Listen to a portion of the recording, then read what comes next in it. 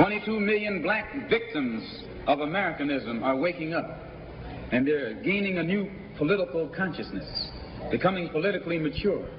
And as they develop this political maturity, they're able to see the recent trends in these political elections.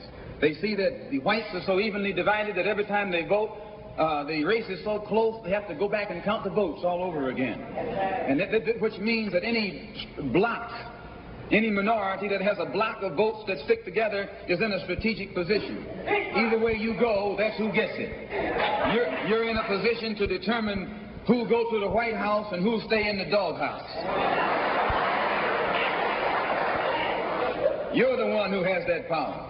You can keep Johnson in Washington, D.C., or you can send him back to his Texas cotton patch.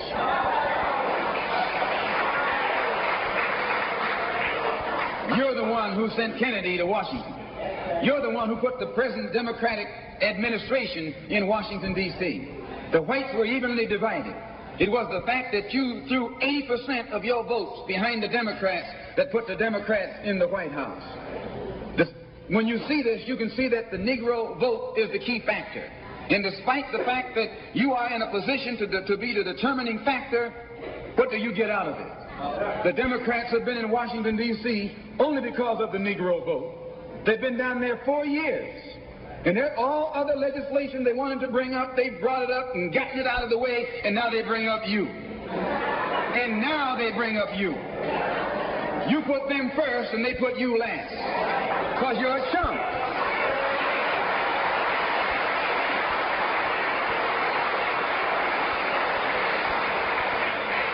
A political chump. In Washington, D.C., in the House of Representatives, there are 257 who are Democrats. Only 177 are Republicans. In the Senate, there are 67 Democrats. Only 33 are Republicans. The party that you bash controls 2/3 of the House of Representatives and the Senate, and still they can't keep their promise to you because you're a chump.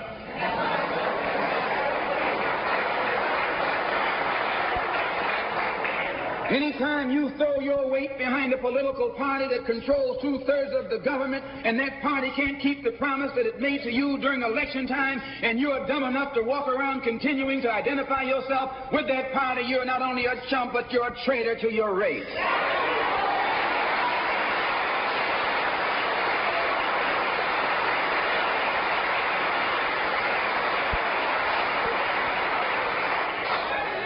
And what kind of alibi do they come up with?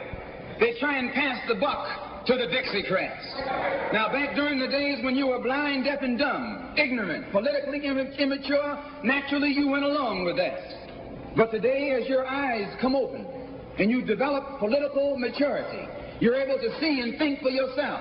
And you can see that a Dixiecrat is nothing but a Democrat in disguise. You look at the structure of the government that controls this country. It's controlled by 16 senatorial committees and 20 congressional committees. Of the 16 senatorial committees that run the government, 10 of them are in the hands of Southern segregationists. Of the 20 congressional committees that run the government, 12 of them are in the hands of Southern segregationists. And they're going to tell you and me that the South... In America, there's no such thing as Democrats and Republicans anymore. That's antiquated. In America, you have liberals and conservatives. This is what the American political structure boils down to among whites.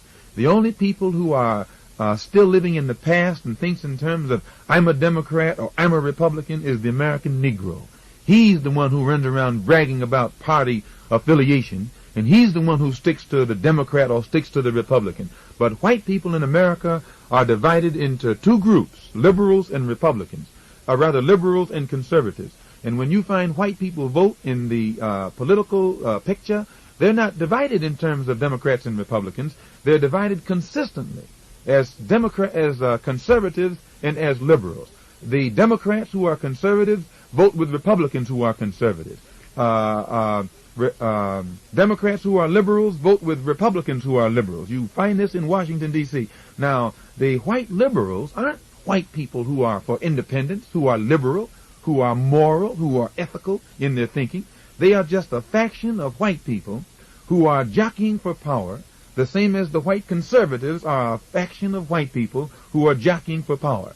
Now, they are fighting each other for booty, for power, for prestige. And the one who is the football in the game is the Negro. 20 million black people in this country are a political football, a political pawn, an economic football, an economic pawn, a social football, a social pawn.